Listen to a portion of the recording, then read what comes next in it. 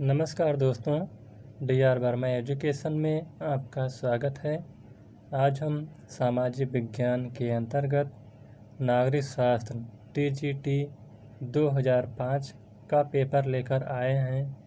अगर यह वीडियो आपको अच्छा लगे तो वीडियो को लाइक, शेयर और चैनल को सब्सक्राइब करिएगा। तो चलिए शुरू करते हैं। प्रश्न नंबर 1, लोकतांत्रिक विकेंद्रीकरण से तात्पर्य है।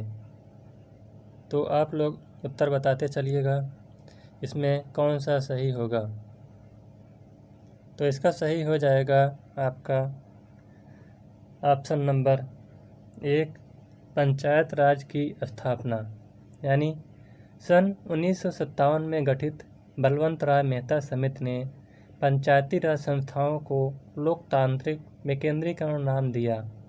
इसने त्रिस्तरीय पंचायती राज यानी ग्राम पंचायत, क्षेत्र पंचायत और जिला पंचायत संस्थाओं की स्थापना की बात कही थी। अगला प्रश्न है,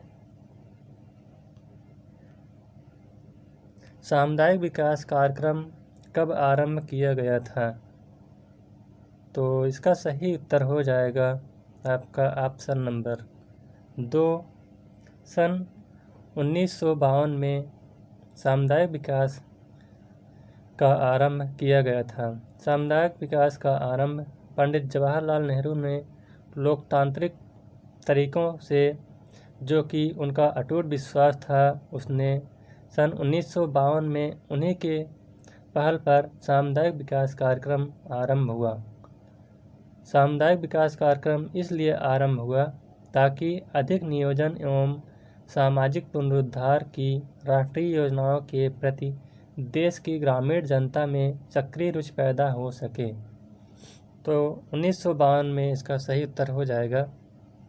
अगला प्रश्न है, धर्मनिरपेक्षता से क्या तात्पर्य है। तो इसका सही उत्तर हो जाएगा आपका ऑप्शन नंबर 3, राज्य का कोई धर्म न होना। धर्मनिरपेक्षता से तात्पर्य है कि राज्य का अपना कोई धर्म नहीं होगा, यानी इसमें सब धर्म को समान महत्व दिया गया है।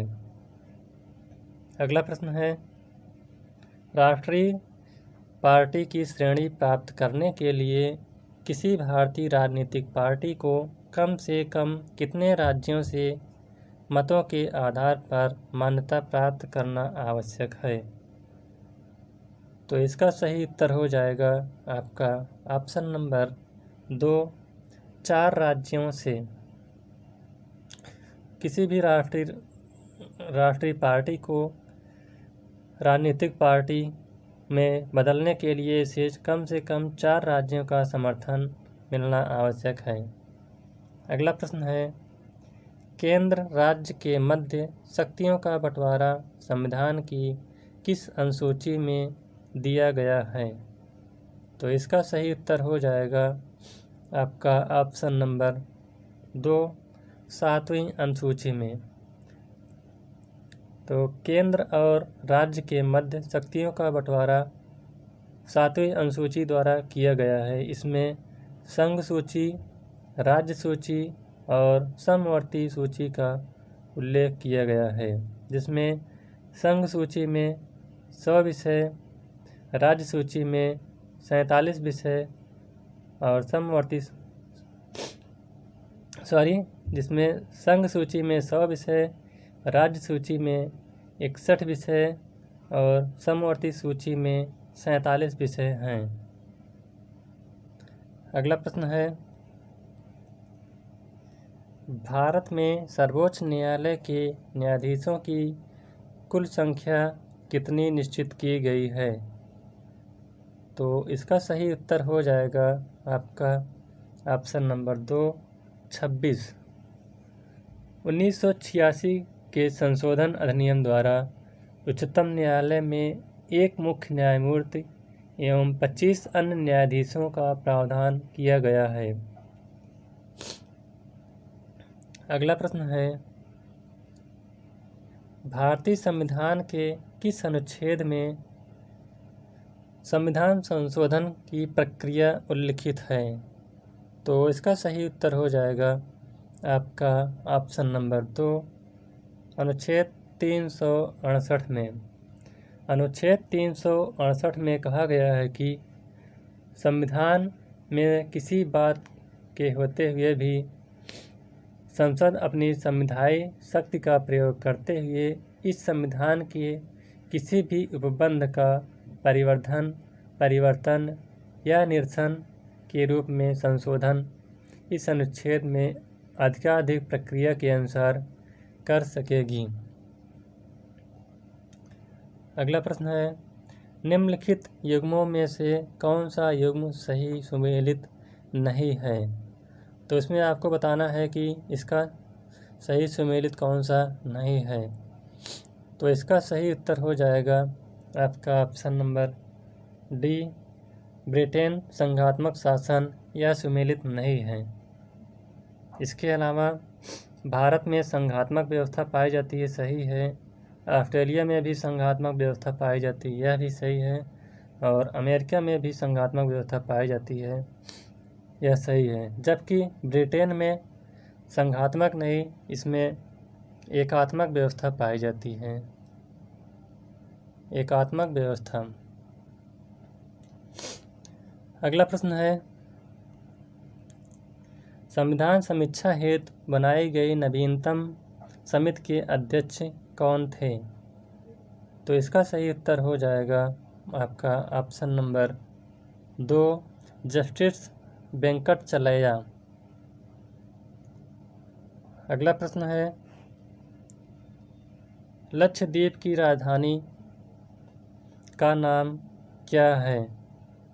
तो इसका सही उत्तर हो जाएगा आपका ऑप्शन नंबर 4, इनमें से कोई नहीं। लक्षद्वीप की राजधानी कावारत्ती है, जो कि इसमें नहीं दिए गए। इसका राजधानी कावारत्ती।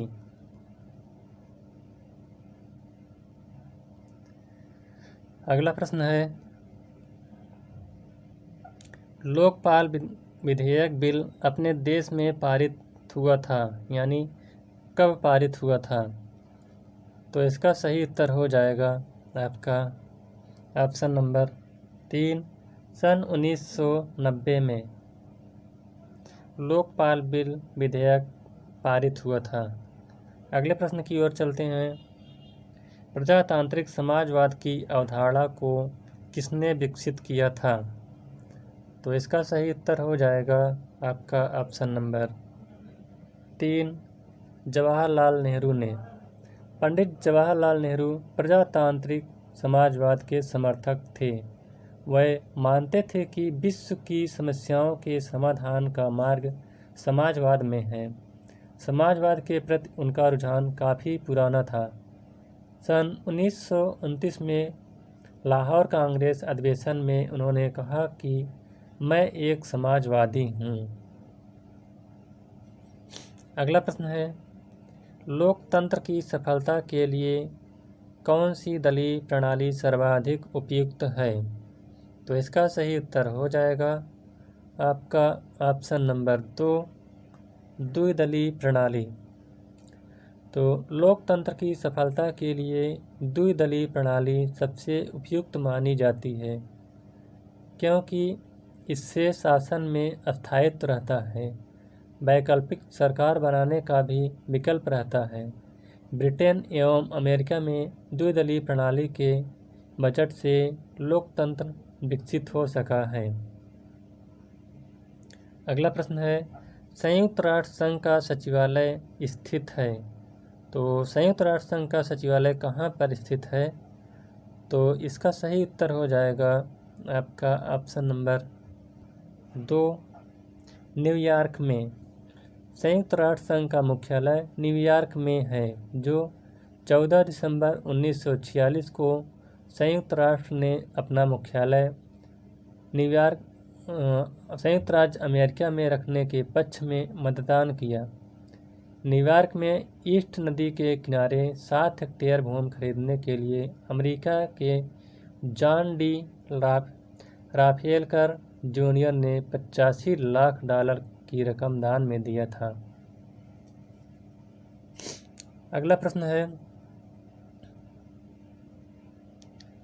भारत की प्रथम पंचवर्षीय योजना का कार्यकाल क्या था? तो इसका सही उत्तर हो जाएगा आपका ऑप्शन नंबर 1, सन 1951 से लेकर 1956 तक। अगला प्रश्न है, मंडल आयोग गठित किया गया था। तो इसका सही उत्तर हो जाएगा आपका ऑप्शन नंबर 4, 1989 में। मंडल आयोग का गठन 1979 में किया गया था, जिसने अपनी रिपोर्ट 1980 में प्रेषित की। आयोग के अध्यक्ष बीपी मंडल थे। इन्होंने पिछड़े वर्गों के लिए 11 संकेतक निर्धारित किए थे। अगला प्रश्न है, संघ लोक सेवा आयोग के सदस्यों की नियुक्ति किसके द्वारा की जाती है? तो इसका सही उत्तर हो जाएगा आपका ऑप्शन नंबर 4, राष्ट्रपति के द्वारा। संघ लोक सेवा आयोग के सदस्यों एवं अध्यक्ष की नियुक्ति राष्ट्रपति के द्वारा की जाती है। अगला प्रश्न है, योजना आयोग का अध्यक्ष कौन होता है? तो इसका सही उत्तर हो जाएगा आपका ऑप्शन नंबर 1, प्रधानमंत्री। प्रधानमंत्री योजना आयोग का अध्यक्ष होता है और योजना आयोग का गठन 15 मार्च 1950 को हुआ था। अब इसका नाम बदलकर नीति आयोग रख दिया गया है, जो कि 1 जनवरी 2015 से नीति आयोग इसका नाम हो गया है। अगला प्रश्न है, गुट निरपेक्ष आंदोलन के संस्थापक कौन थे? तो इसका सही उत्तर हो जाएगा आपका ऑप्शन नंबर 3, मार्शल टीटो। गुट निरपेक्ष आंदोलन के संस्थापक पंडित जवाहरलाल नेहरू, मिस्र के कर्नल नासिर एवं यूगोस्लाविया के मार्शल टीटो थे, जिन्होंने 1961 में बेलग्रेड में गुट निरपेक्ष आंदोलन की शुरुआत की। अगला प्रश्न है, भारत के प्रथम उप प्रधानमंत्री थे। तो इसका सही उत्तर हो जाएगा आपका ऑप्शन नंबर 3, सरदार वल्लभ भाई पटेल भारत के प्रथम उप प्रधानमंत्री थे। अगला प्रश्न है, राज्य के नीति निर्देशक तत्व एक ऐसा चेक है जिसका भुगतान बैंक की इच्छा पर है। यह कथन किसने कहा था? तो इसका सही उत्तर हो जाएगा आपका ऑप्शन नंबर 1, के.टी. शाह ने। Professor K.T.. शाह के शब्दों में यह एक ऐसा चेक है जिसका भुगतान बैंक की इच्छा पर छोड़ दिया गया है। अगला प्रश्न है, संसद के किसी सदन की बैठक के लिए न्यूनतम गणपूर्ति कितनी होनी चाहिए? तो इसका सही उत्तर हो जाएगा आपका ऑप्शन नंबर 1, समस्त सदस्य की संख्या का 1/10, यानी अनुच्छेद 103 के अनुसार जब तक संसद विधि द्वारा अन्यथा उपबंध न करे तब तक संसद के प्रत्येक सदन का अधिवेशन गठित करने के लिए गणपूर्ति सदन के सदस्यों की कुल संख्या का 10वां भाग होगा। अगला प्रश्न है, निम्नलिखित में से कौन सही सुमेलित है? तो इसका सही उत्तर हो जाएगा आपका ऑप्शन नंबर 1, उदारवाद मिश्रण है लोकतंत्र व व्यक्तिवाद का।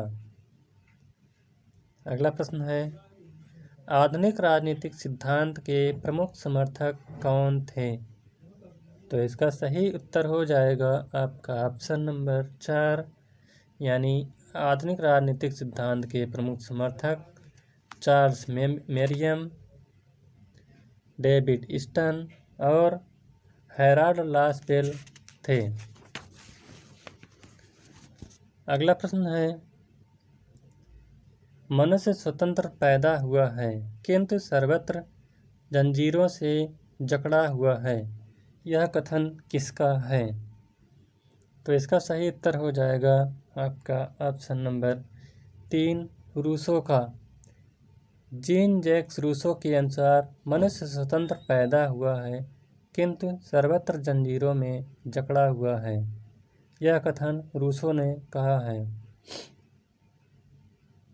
अगला प्रश्न है, अंतर्राष्ट्रीय न्यायालय स्थित है तो कहाँ पर यह है?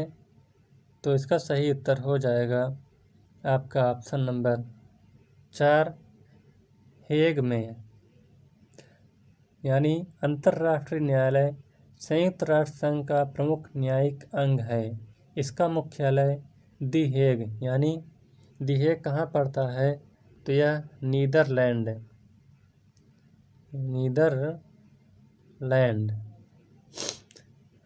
नीदरलैंड में स्थित है। इसकी स्थापना 26 जून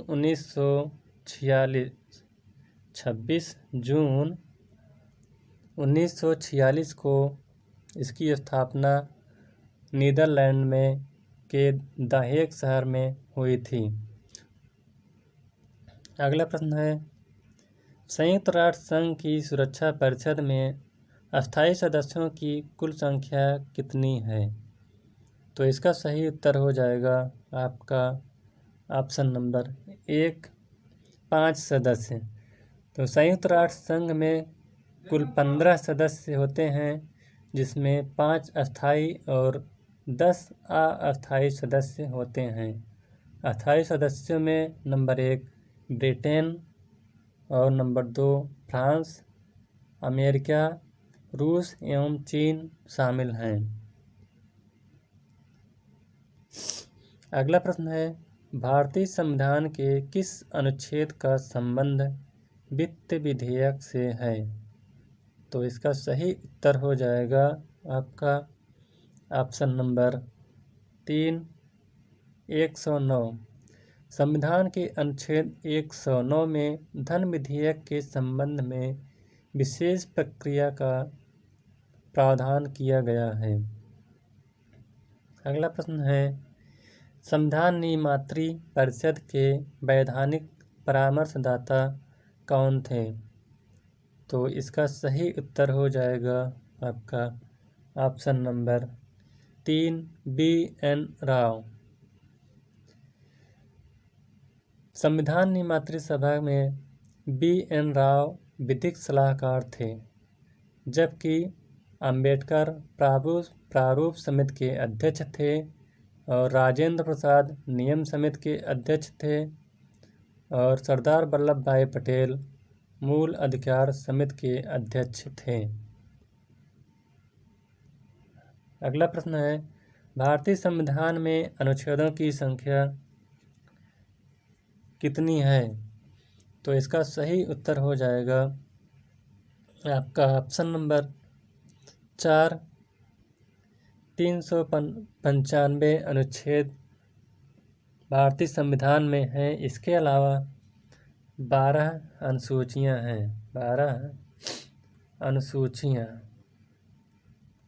अनुसूची। अगला प्रश्न है, न्यायिक पुनरावलोकन का सिद्धांत भारत में किस देश के संविधान से ग्रहण किया गया है? तो इसका सही उत्तर हो जाएगा आपका ऑप्शन नंबर 2, संयुक्त राज्य अमेरिका से, यानी USA, United state of America से न्यायिक पुनरावलोकन का सिद्धांत लिया गया है। वीडियो अच्छा अगर लग रहा हो तो वीडियो को लाइक, शेयर और चैनल को सब्सक्राइब करते रहिएगा। क्योंकि आप लोग अगर लाइक शेयर और सब्सक्राइब करेंगे तो मेरा भी हौसला बढ़ेगा और हम इसी तरह और अच्छे अच्छे वीडियो डालते रहेंगे। तो अगला प्रश्न है, भारतीय संविधान के लागू होने की तिथि क्या है? तो इसका सही उत्तर हो जाएगा आपका ऑप्शन नंबर ए 26 जनवरी 1950 को। भारत का संविधान 26 नवंबर 1949 को अंगीकृत किया गया और कुछ उपबंध तुरंत लागू हो गए, लेकिन संविधान का मुख्य भाग 26 जनवरी 1950 को लागू हुआ। इस तारीख को संविधान में प्रारंभ की तारीख कहा गया है। इसी तारीख को भारत में गणतंत्र दिवस मनाया जाता है। अगला प्रश्न है, भारतीय संविधान निर्मात्री परिषद की प्रथम बैठक हुई थी। तो इसका सही उत्तर हो जाएगा आपका ऑप्शन नंबर 4 9 दिसंबर 1946 को भारतीय संविधान की पहली बैठक हुई थी। वहीं पर भारत रोमेनियन की प्रभुत्व संपन्न संविधान सभा के रूप में 14 अगस्त 1947 को सम्मिलित हुई थी। अगला प्रश्न है, इंडियन स्ट्रगल पुस्तक के लेखक का नाम क्या है? तो इसका सही उत्तर हो जाएगा आपका ऑप्शन नंबर 4 उपर्युक्त में से कोई नहीं, यानी इंडियन स्ट्रगल पुस्तक के लेखक इसमें से कोई नहीं है, जबकि इंडियन स्ट्रगल नामक पुस्तक सुभाष चंद्र बोस के द्वारा लिखा गया था। सुभाष चंद्र बोस। अगला प्रश्न है, गुटनिरपेक्ष वैदेशिक नीति का प्रतिपादन किसने किया था? तो इसका सही उत्तर हो जाएगा आपका ऑप्शन नंबर 1 जवाहरलाल नेहरू ने, यानी स्वतंत्रता के बाद भारतीय विदेश नीति के निर्माता पंडित जवाहरलाल नेहरू ने गुटनिरपेक्ष विदेश नीति को अपनाया। नेहरू का कहना था कि गुटनिरपेक्षता का अर्थ है कि भारत उचित एवं अनुचित में विभेद करके स्वतंत्र विदेश नीति अपनाएगा।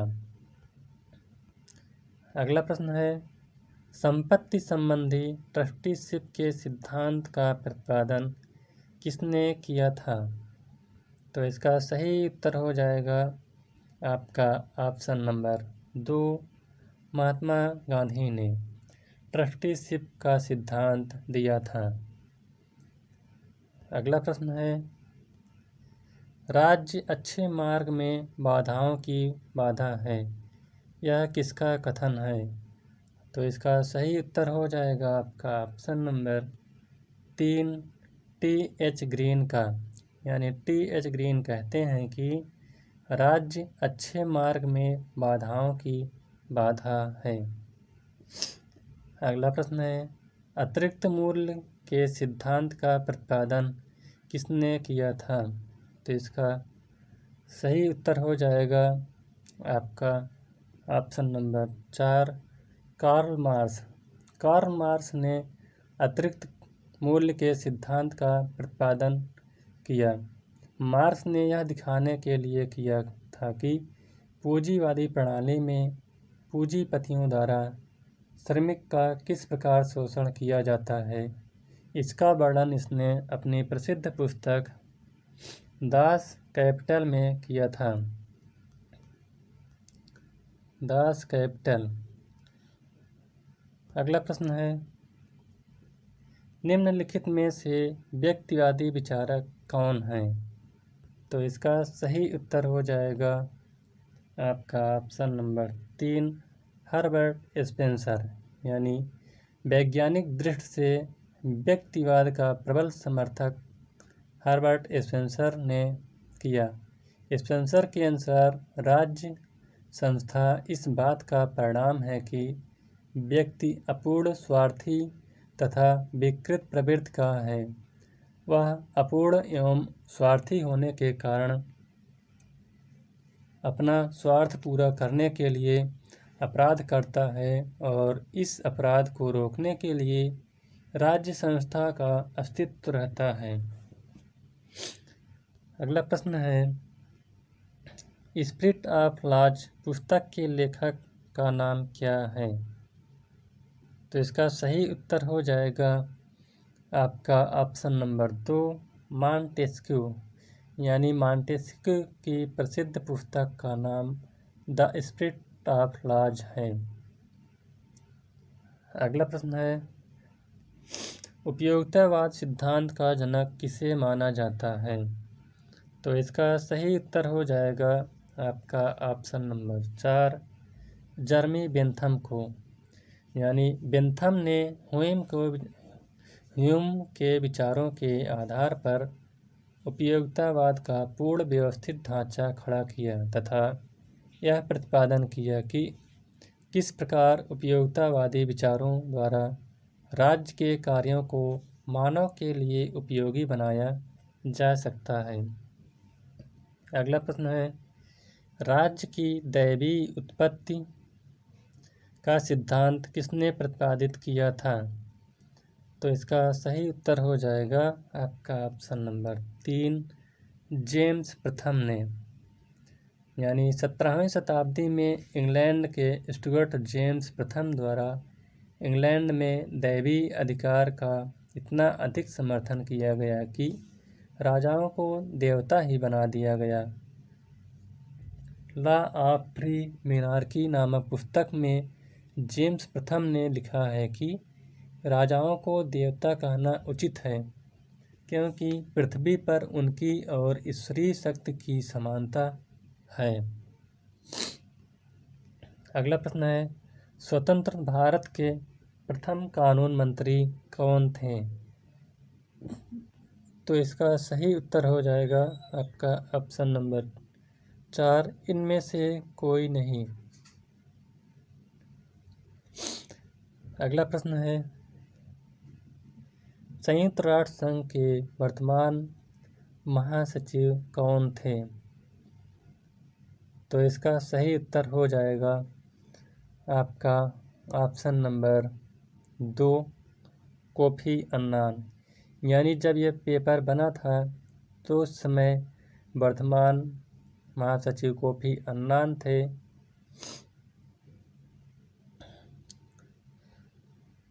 अगला प्रश्न है, प्राकृतिक अवस्था में मानव जीवन सूना, निर्बल, निकृष्ट और अल्पजीवी था, यह कथन किसका है? तो इसका सही उत्तर हो जाएगा आपका ऑप्शन नंबर 2 हॉब्स का। यानी हॉब्स ने राज्य संस्था के अस्तित्व में हॉब्स ने प्राकृतिक अवस्था की भी संकल्पना की थी। हॉब्स को एक सामाजिक समझौतावादी सिद्धांत के रूप में भी जाना जाता है। अगला प्रश्न है, दार्शनिक राजा का सिद्धांत किसने प्रतिपादित किया था? तो इसका सही उत्तर हो जाएगा आपका ऑप्शन नंबर 2 प्लेटो ने।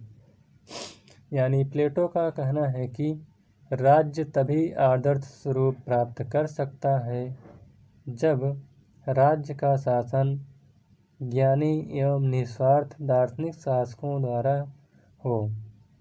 दार्शनिक राजा के शासन का यह सिद्धांत प्लेटो का एक प्रमुख और मौलिक सिद्धांत है। अगला प्रश्न है, भारतीय राज्यसभा की वर्तमान सदस्य संख्या कितनी है?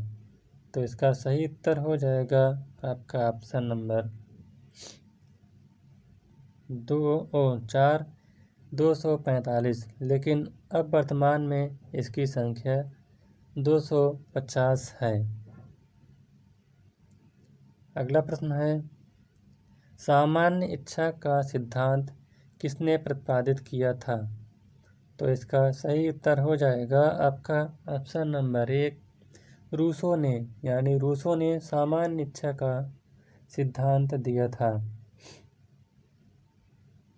अगला प्रश्न है, रक्त संबंध मानव को जन्म देता है और कालांतर में समाज राज्य को। यह कथन किसने कहा है? तो इसका सही उत्तर हो जाएगा आपका ऑप्शन नंबर 2, मैकाइबर का। अगले प्रश्न की ओर चलते हैं। संघीय कार्यपालिका उत्तरदायी होती है, यानी यह किसके प्रति उत्तरदायी होती है?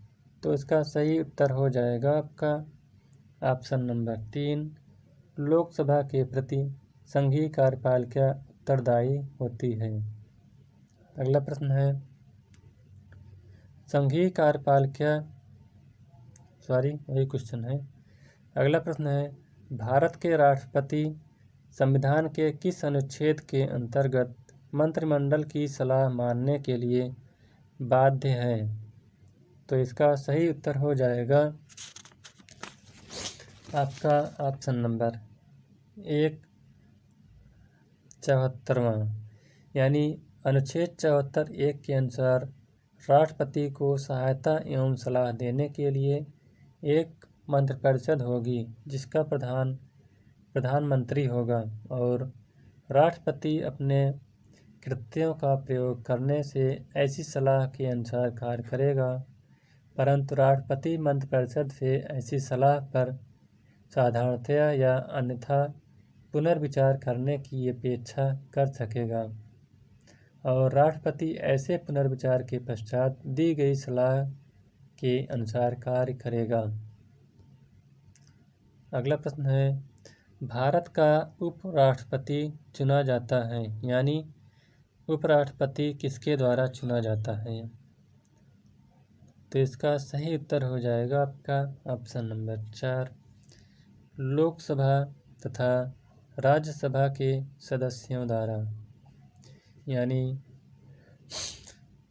लोकसभा और राज्यसभा के सदस्यों के द्वारा उपराष्ट्रपति का चुनाव किया जाता है। अगला प्रश्न है, भारतीय संविधान में राष्ट्रपति को कितने प्रकार की आपातकालीन शक्तियां प्रदान की गई हैं? तो इसका सही उत्तर हो जाएगा आपका ऑप्शन नंबर 2, 3 प्रकार की आपातकालीन शक्तियां प्रदान की गई हैं, जो कि युद्ध, बाहरी आक्रमण या सशस्त्र विद्रोह की स्थिति में, जिसका उल्लेख अनुच्छेद 352 में है। इसके अलावा राज्यों में संवैधानिक तंत्र के विफल होने पर, जिसका उल्लेख अनुच्छेद 356 में है, और वित्तीय संकट उत्पन्न होने पर, जिसका उल्लेख अनुच्छेद 360 में है, किया गया है। अगला प्रश्न है, संकटकालीन स्थिति में नागरिकों के मौलिक अधिकार क्या होते हैं? तो इसका सही उत्तर हो जाएगा आपका ऑप्शन नंबर 3, स्थगित किए जा सकते हैं, यानी संकटकालीन घोषणा के लागू रहने के समय में 19वें अनुच्छेद 19 द्वारा नागरिकों को प्राप्त 6 स्वतंत्रताएं स्थगित हो जाएंगी और राज्य द्वारा इन स्वतंत्रताओं को प्रतिबंधित या स्थगित करने वाले कानून का निर्माण किया जा सकेगा। अगला प्रश्न है, भारतीय संविधान में नीति निर्देशक तत्वों का समावेश किस देश के संविधान से प्रेरित होकर किया गया है? तो इसका सही उत्तर हो जाएगा आपका ऑप्शन नंबर 3, आयरलैंड, यानी भारतीय संविधान के अंतर्गत राज्य के नीति निर्देशक तत्व के नाम से राज्य के पथ प्रदर्शन हेतु कुछ सिद्धांतों की व्यवस्था की गई है। इसका उल्लेख संविधान के भाग 4 में उल्लेख किया गया है, जो कि अनुच्छेद 36 से लेकर 51 तक है। अगला प्रश्न है, किस संविधान संशोधन द्वारा संविधान में नागरिकों को मौलिक कर्तव्य जोड़े गए? तो इसका सही उत्तर हो जाएगा आपका ऑप्शन नंबर 1, 42वां संविधान संशोधन, यानी मूल कर्तव्य 10 थे। ये संविधान के अनुच्छेद 51 का में इसका उल्लेख किया गया है, जो 42वें संविधान संशोधन 1979 द्वारा स्थापित किया गया था। यानी इसका जो संशोधन हुआ था 1978 में हुआ था और इसको लागू किया गया था 1979 में। अगला प्रश्न है,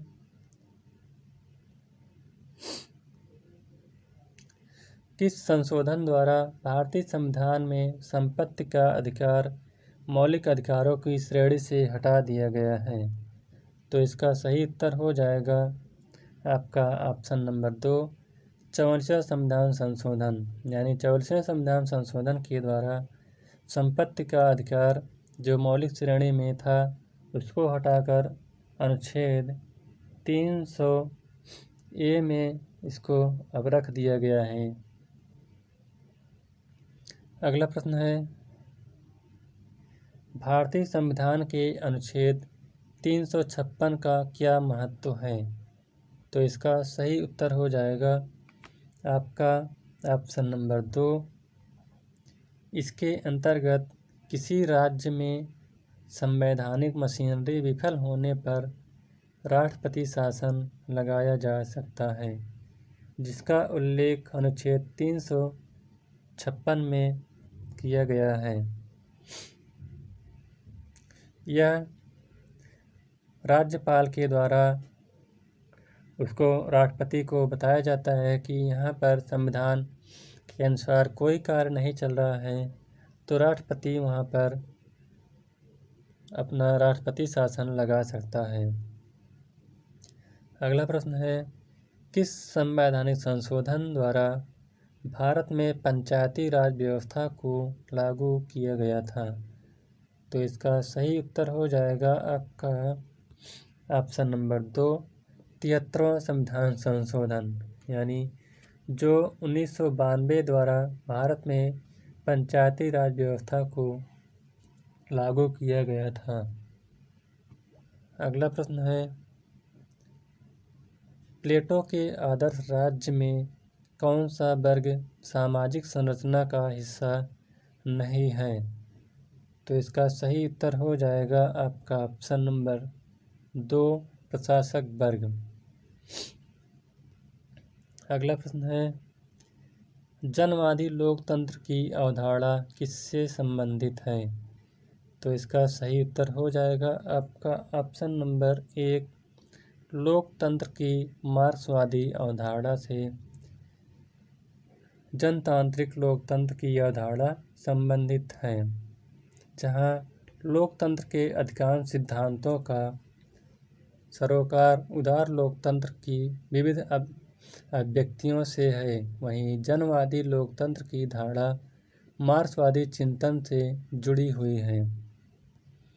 अगला और लास्ट प्रश्न है, जॉन लॉक के अनुसार व्यक्ति के प्राकृतिक अधिकार हैं। तो इसका सही उत्तर हो जाएगा आपका ऑप्शन नंबर 1, जीवन, स्वतंत्रता एवं संपत्ति का अधिकार। तो इस प्रकार से 63 प्रश्नों की श्रृंखला समाप्त होती हुई। अगर यह वीडियो आपको अच्छा लगा हो तो वीडियो को लाइक, शेयर और चैनल को सब्सक्राइब करिएगा। Thank you.